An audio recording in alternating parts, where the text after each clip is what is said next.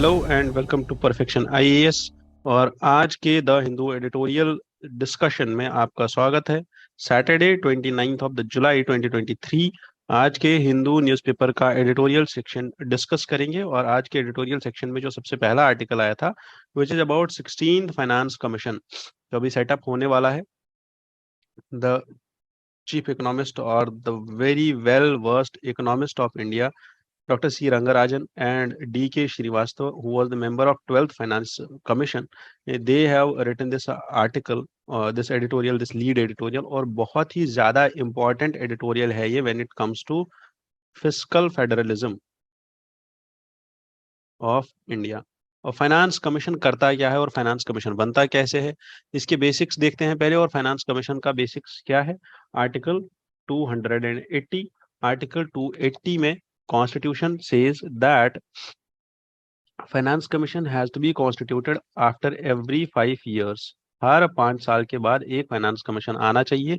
And who will set up it? President will set up it. And this will recommend the distribution of financial resources, financial resources का distribution between centre and states. ठीक है, moving ahead, what does this recommend? अगर ये finance commission recommendation देता है financial resources के distribution को लेके, रिकमेंडेशन देता है कौन? Finance commission. Then what does it actually recommend? It recommends first, that is vertical distribution,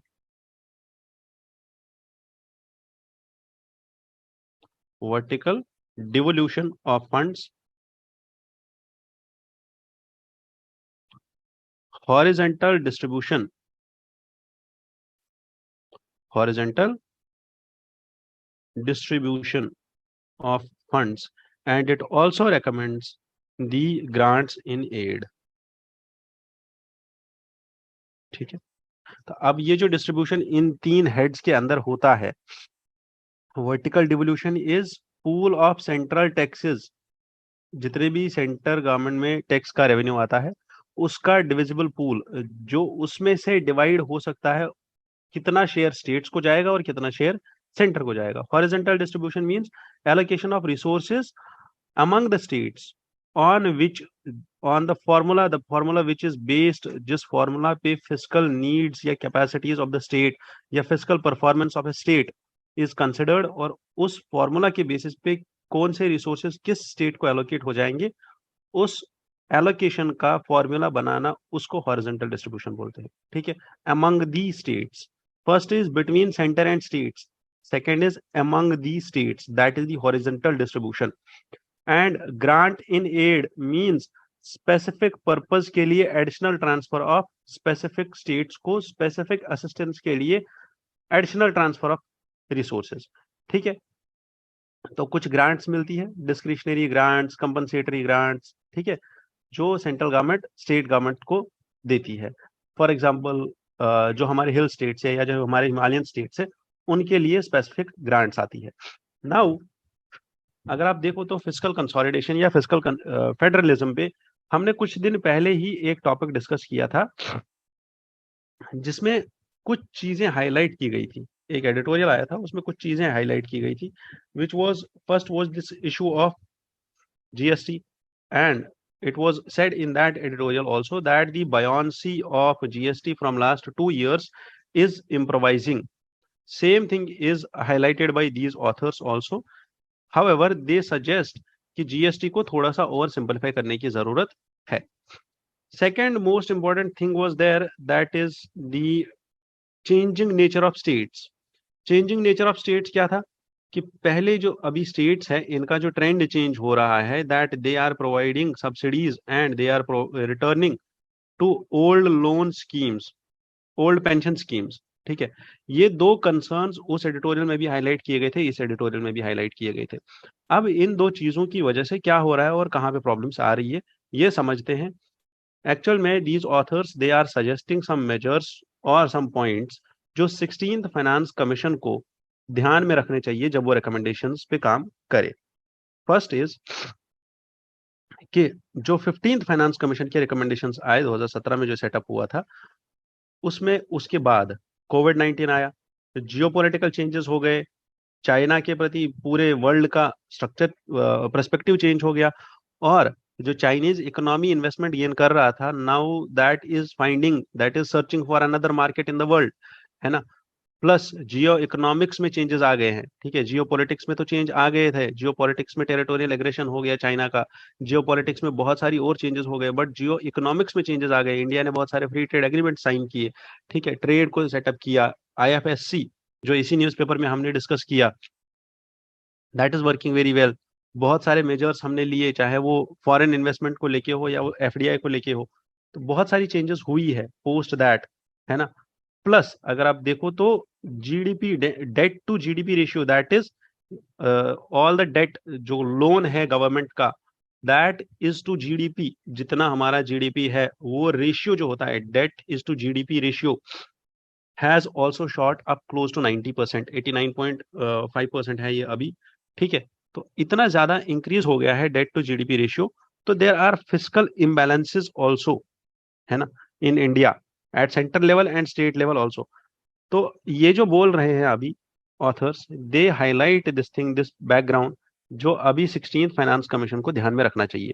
अब इस एडिटोरियल को पढ़ते टाइम आपको ये ध्यान रखना होगा that there are some things जो पर्टिकुलरली 16th फाइनेंस कमीशन में जो लोग होंगे उनके लिए है, बट कुछ चीजें इस एडिटोरियल में से है जो हमारे आंसर राइटिंग के लिए जरूरी है, जो हमारे कॉन्सेप्ट के लिए जरूरी है, जो हमें पॉइंट्स उठाने हैं यहाँ से, जो हमारा फोल्डर बनेगा, जो हम अपने मेंस के आंसर में यूज करेंगे। फर्स्ट इज, पहली चीज ये बोलते हैं वर्टिकल एंड हॉरिजॉन्टल डायमेंशन को लेके, जो हमने यहाँ पे डिस्कस किया था, that is vertical and horizontal distribution, ठीक है। तो पहली चीज बोलते हैं कि फाइनेंस कमीशन, जो 14th फाइनेंस कमीशन था, उन्होंने चेंज किया था central pool of divisible taxes from 42 to 32%, उसके बाद 41% 15th फाइनेंस कमीशन ने, and because of the withdrawal of planning commission grants, as planning commission was, planning commission जो grants देता था, और उसके बाद प्लानिंग कमीशन एबॉलिश हो गया, तो वो ग्रांट्स बंद हो गए। However, centers fiscal imbalances alongside the re-examination of the role of non-shareable cesses। तो यहाँ पे जो ये सजेस्ट कर रहे हैं, ठीक है, ये बोल रहे हैं कि 41% का जो शेयर है ना, इसको मत कीजिए कुछ, है ना, इसको रहने दीजिए। हाउएवर, आपको अगर ध्यान देना है तो आप सेस, जो नॉन शेयरेबल सेस है, ये जो नॉन शेयरेबल सरचार्ज है, लास्ट ईयर इस पे बहुत ज्यादा डिबेट चला था that central government is moving away from taxes towards cess, ठीक है, because that is non shareable with the state. और ये जो ऑथर्स हैं, ये यहाँ पे यही हाईलाइट कर रहे हैं कि जो सेस और सरचार्ज है उसमें थोड़ा सा चेंज कीजिए, you need to re examine that role of this non shareable cess. क्या उसको शेयर कर सकते हैं, या वो जो सेस लग रहे हैं उसका पैसा कहाँ जा रहा है, और इज दैट रैशनल और it's irrational in nature. Second thing is, जो ये हाईलाइट कर रहे हैं यहाँ पे, कि there is this heavy reliance on cess and surcharge, this requires scrutiny by 16th finance commission, ठीक है। Or perhaps he says this option that you can freeze the share of cess to some base number. For example, 13th commission ने बोला था that cess और जो surcharge है इसका share 10% जाना चाहिए, ठीक है, इससे ज्यादा नहीं होना चाहिए to the total revenue. Gross tax revenue जो होगा उसका 10% होना चाहिए, उससे ज्यादा नहीं होना चाहिए। इसके बाद another issue is of GST, जो हमने ऑलरेडी डिस्कस किया कि जीएसटी का डिक्लाइन था, पहले पहले पहले बोला जा रहा था, जीएसटी को क्रिटिसिज्म किया जा रहा था, but now it has good buoyancy, sorry, it has good buoyancy and GST still needs restructuring, just to make it more simple। ये एक recommendation दे रहे हैं। Plus the share of individual states in the center's divisible pool is determined by a set of indicators। और इन indicators को ये यहाँ पे highlight क्यों कर रहे हैं, बिकॉज बहुत सारे इंडिकेटर्स हैं जिनको कंसिडर किया जाता है जब फाइनेंस कमीशन रेकमेंड करता है कि कितना शेयर या कितना परसेंटेज ऑफ टोटल रेवेन्यू जाना चाहिए स्टेट्स को। तो इसीलिए ये ऑथर्स यहाँ पे हाईलाइट ये करते हैं कि we need a less criteria, ठीक है, जो इतना बड़ा क्राइटेरिया हमने रखा है, डिस्टेंस क्राइटेरिया एक है, इंसेंटिव रिलेटेड फैक्टर्स है, फॉरेस्ट कवर, डेमोग्राफिक चेंजेस, है ना। तो इस सब को हटा के you need a simple criteria that will constitute population area distance supplemented by a suitable scheme of grants. इसको सिंपलीफाई करना जरूरी है, as this is followed by Canada and Australia. इसके बाद they are suggesting some recommendations, that is first, जो debt to GDP ratio है ना 89.8%, जो अभी बोला था 90% इन द स्टार्टिंग, तो it's around about 90%। And states का जो डेट टू जीडीपी रेशियो है दैट इज 31%।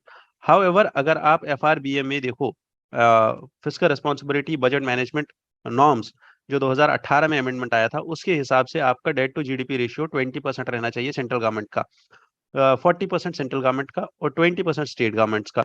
प्लस अगर आप डेफिसिट देखो तो सेंट्रल गवर्नमेंट का फिस्कल डेफिसिट वाज 9.2% और स्टेट गवर्नमेंट्स का fiscal deficit was 4.1%। However as per FRBM rules this was much less, ठीक है, इससे कम होना चाहिए था।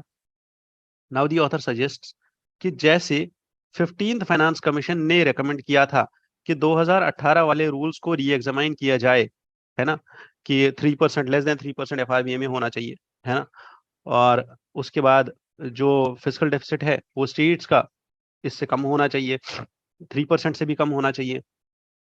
तो these rules need to be reexamined, ठीक है, कि क्या ये सच में ऐसा टारगेट है और क्यों होना चाहिए ऐसा, क्यों री एग्जामिनेशन करना चाहिए हमें इन रूल्स का, क्योंकि ऑलरेडी हमारे जो पैरामीटर्स है वो बहुत ज्यादा शूट अप कर गए हैं, है ना। इनको वापस लाते लाते we will face a bigger problem, ठीक है। तो ग्रोथ का पर्सपेक्टिव भी देखना है और बाकी सारी चीजें भी देखनी है, बट अब हम इनको री एग्जामाइन करें या नहीं करें, we need two more things to be taken into consideration. First is that proliferation of subsidies, जो नहीं करना चाहिए proliferation of subsidies, rather you should refer to cash transfers, ठीक है, दैट इज डीबीटी, है ना। For that nudge behaviour of the states और of the people of India, that you should shift towards DBT, है ना, पहल DBT जो scheme है, या direct benefit transverse into the account, चाहे वो यूनिवर्सल बेसिक इनकम हो या कोई और स्कीम हो, there should be this direct benefit transfer, है ना। तो then reintroduction of old pension schemes, कुछ स्टेट्स है जो वापस पेंशन स्कीम्स को लेके आ रहे हैं, ठीक है, इन दी वन और दी अदर फॉर्म, जबकि एनपीएस आ चुका था है, और एनपीएस के अंदर अभी सब लोग आ रहे हैं, वेदर इज फ्रॉम ऑर्गेनाइज्ड और अनऑर्गेनाइज्ड सेक्टर, तो वो चीज जरूरी है। इसको समझना जरूरी है कि दीज आर द 2 पॉइंट्स जहां पे 16 फाइनेंस कमीशन शुड वर्कआउट, और these are the 2 points which we should mention in our answers. उसके बाद what are the reforms which we should pursue about, है ना, ये रिफॉर्म्स बहुत ही ज्यादा इंपॉर्टेंट है आपके आंसर के लिए, ये आप ऐसे ही लिख देना अपने आंसर के कंक्लूजन में। First is setting up of a loan council, जो चेक करेगा लोन का मैग्नीट्यूड स्टेट और सेंट्रल दोनों गवर्नमेंट्स का, this will be an independent body. Second is exclusion of unjustified subsidies, ठीक है, कि जब finance commission 16 finance commission parameters set कर रहा हो या डिवोल्यूशन ऑफ रिसोर्सेज को देख रहा हो, डिवोल्यूशन ऑफ रिसोर्सेज में ये देखे that there are unjustified subsidies, है ना, और अगर उन्होंने इस पॉइंट को हाईलाइट किया और इस पॉइंट को कंसिडर करके किसी स्टेट का हॉरिजॉन्टल डिस्ट्रीब्यूशन में किसी स्टेट का शेयर कम कर दिया, है ना, ग्रांट्स में शेयर कम कर दिया, that will lead it into a political crossfire. तो ये जो बॉडी है finance commission, this is independent body, constitutional body है, इसको पॉलिटिक्स में नहीं रहना चाहिए, तो दैट इज समथिंग जहां पे इसको कॉशियस रहना चाहिए, that has to be taken care. ये वाला पॉइंट भी हमारे फिस्कल कंसोलिडेशन में आ जाएगा हमारे आंसर में। और लास्ट में क्या है, दी कैरेट एंड स्टिक पॉलिसी। अगर आप सच्ची में अच्छे स्टूडेंट्स हो तो आप मुझे बोलोगे that who followed this carrot and stick policy during the Indian freedom struggle, ठीक है। और कैरेट एंड स्टिक पॉलिसी में ये क्या सजेस्ट करते हैं फाइनेंस कमीशन को, फर्स्ट इज हॉरिजॉन्टल डिस्ट्रीब्यूशन करो, और हॉरिजॉन्टल डिस्ट्रीब्यूशन में ये चीज कंसिडर करो कि कौन सा स्टेट कितना परफॉर्म किया है वेल ऑन फिस्कल परफॉर्मेंस, किस स्टेट ने अपना डेट कम किया, किस स्टेट ने अपना फिस्कल डेफिसिट कम किया, उसी स्टेट को ज्यादा ग्रांट्स मिलेंगे। Sticks is the extent of borrowing allowed, ठीक है, कि एक स्टेट कितना बोरो कर सकता है, कितना पैसा वो बोरो कर सकता है, उस स्टेट पे लिमिट्स लगाओ बोरो करने पे, and that is how you can help states achieve fiscal stability, है ना। क्योंकि ये जो सब्सिडीज है और ये जो ओल्ड पेंशन स्कीम्स पे ये लोग जा रहे हैं, है ना, इन दो चीजों का जो रेवेन्यू आएगा, जो इन दो चीजों में एक्सपेंडिचर जाएगा, वो एक्सपेंडिचर का सोर्स ऑफ रेवेन्यू अभी तक क्लियर नहीं है स्टेट्स को। वो लोग क्या करेंगे, they will increase the fiscal burden. और कैसे इंक्रीज करेंगे fiscal burden? First they will generate loans, है ना, वो लोन जनरेट करेंगे और plus they will ask for grants. तो वो चीजें नहीं होनी चाहिए, क्योंकि ये सब्सिडीज और ओल्ड पेंशन स्कीम्स जो है, दीज आर समथिंग जो हमने ऑलरेडी रिफॉर्म ला के खत्म किए थे, है ना, कम किए थे। We are shifting towards DBT. क्यों? क्योंकि ये सब्सिडीज का जो प्रॉब्लम था, इसको खत्म करना था, है ना। तो this is all about this editorial. I hope you understood it very well. Points को नोट कर लेना और अपने आंसर में यूज कर लेना, ठीक है।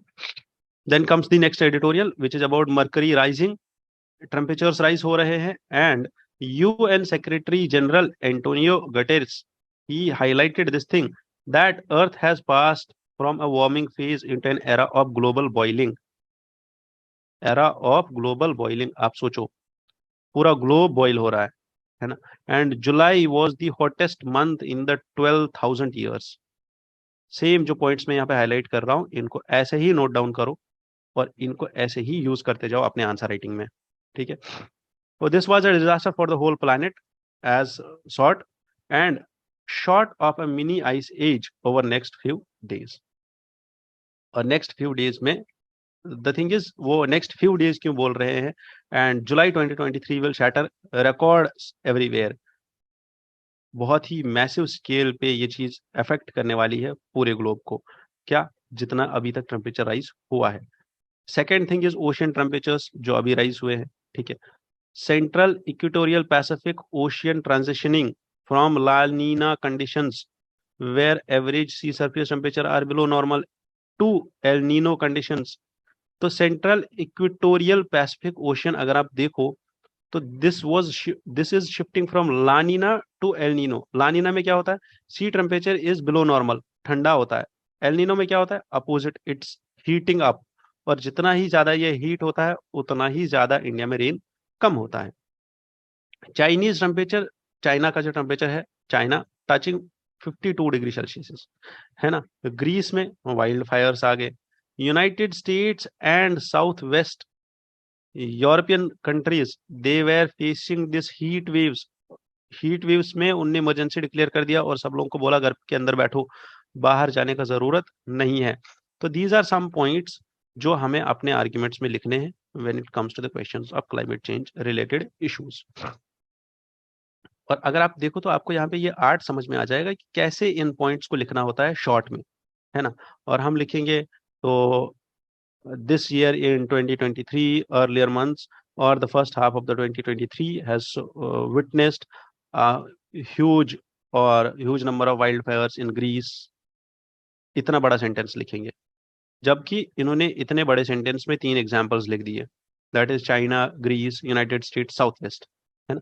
तो ये चीजें देखनी है और इन चीजों को याद रखना है। उसके बाद इंडिया की बारी आई, तो इंडिया में there are torrential bursts and floods and devastation also. उसके बाद अब ये बोल रहे हैं that how India can play a major role in climate diplomacy. और क्लाइमेट डिप्लोमेसी में इंडिया क्या कर सकता है? Whether India is on G20 chairmanship. और इंडिया क्या कर सकता है? While prime minister Narendra Modi has promised to make India the third largest economy of the world, है ना, if his party is re-elected in the general elections next.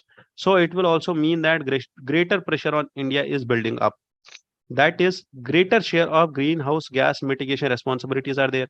नहीं, जब हम थर्ड लार्जेस्ट इकोनॉमी बन जाएंगे वर्ल्ड की, तब हमारे ऊपर रेस्पॉन्सिबिलिटीज भी उतनी आ जाएंगी, हमें GHGs को कम करना पड़ेगा।